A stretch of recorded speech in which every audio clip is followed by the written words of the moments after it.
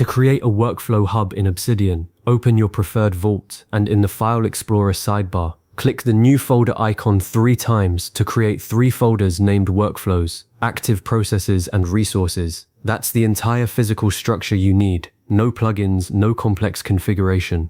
Each folder has a distinct job. Workflows holds your permanent documentation of how a process should be done. Active Processes holds copies of workflows you're currently running, and Resources stores any supporting files like templates, checklists, or reference guides. If you follow this 3-folder system, your entire hub will stay clean without you needing to chase down notes later. Now inside the Workflows folder, create a note called Workflow Dashboard. This is the homepage of your hub, the single note you open every day to see what's happening.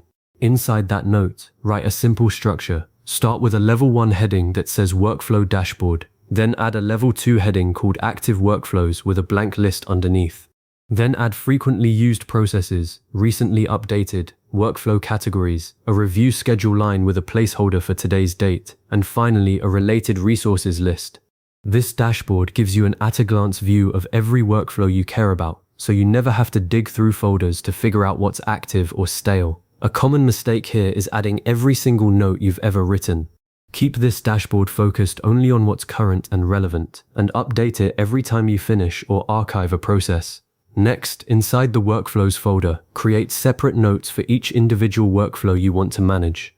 For each note, include the workflow's name, its purpose, a numbered list of steps to complete it, any required resources or tools, a list of related notes using Obsidian's link syntax, and a revision history at the bottom. 1 workflow per note is critical. If you cram multiple processes into a single document, you lose the ability to link to each one cleanly, and you create confusion when only one part of that note changes. Keep each note atomic and self-contained. Now move to the Active Processes folder and create a note called Process Tracker. This note mirrors the dashboard, but focuses only on what you are doing right now. Use a level 1 heading that says Process Tracker, then add level 2 headings for active processes, process information with fields for process name, owner, status, and last updated, then current tasks, completed processes, and notes. Every time you start a new workflow, add a line under Active Processes and link it back to the master workflow note in the Workflows folder. That link is crucial because it lets you jump directly from your tracker to the full instructions. The Process Tracker is your live operational dashboard. Update the status field daily or weekly so you know exactly which processes are stalled, which are done, and which need attention.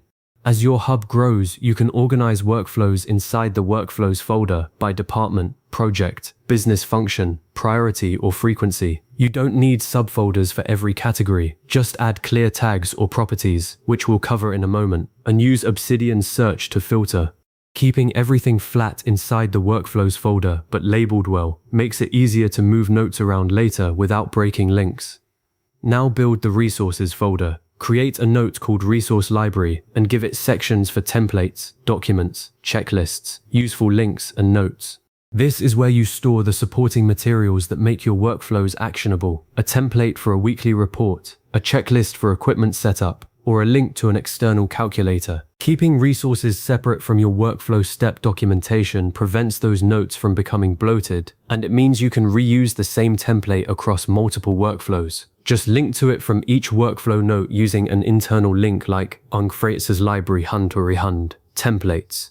Speaking of linking, this is where the magic happens. Go into your workflow dashboard and add an internal link to the process tracker and to the resource library. Then inside each individual workflow note, link to any relevant process tracker entry and to any resource it uses.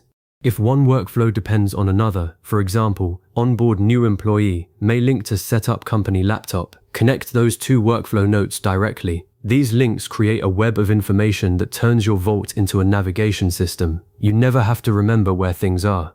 You just click. To make your hub even more powerful, add properties to your workflow notes. In Obsidian, properties are metadata fields that appear at the top of a note. Add status, category, owner, priority, last updated, and review date. With properties set, you can use the built-in query features or the Tag Wrangler plugin to filter and sort workflows. For example, you can quickly see all workflows with a status of needs review, or all high-priority processes assigned to a specific owner. Tags are your next layer of organization. Add tags like hash operations, hash marketing, hash personal, or hash automation to each workflow note. Tags work alongside properties. Properties offer structured data like dates and statuses, while tags offer flexible categorization. You can combine both in a search to find exactly what you need in seconds. Finally, create a simple management process for yourself. First, document a new workflow inside the Workflows folder. Second, when you start using it, track it in the process tracker with its current status. Third, store any supporting templates in the resource library. Fourth, schedule a regular review. I recommend once a month, where you update the dashboard, check for outdated workflows, and archive anything you no longer use. Archiving is better than deleting because it preserves your history. Just move outdated notes into a separate archived folder. By following this 9-step structure, you've built a centralized system that replaces scattered bookmarks, messy folders, and reliance on memory. Your workflow hub grows with you, links everything together, and makes recurring work predictable and repeatable. The real benefit comes from consistency. When a process changes, you update one note, and every link in your vault automatically stays accurate. Start with just one workflow this week, then add one more next week, and before long you'll have an operating manual that saves you hours of rethinking the same steps.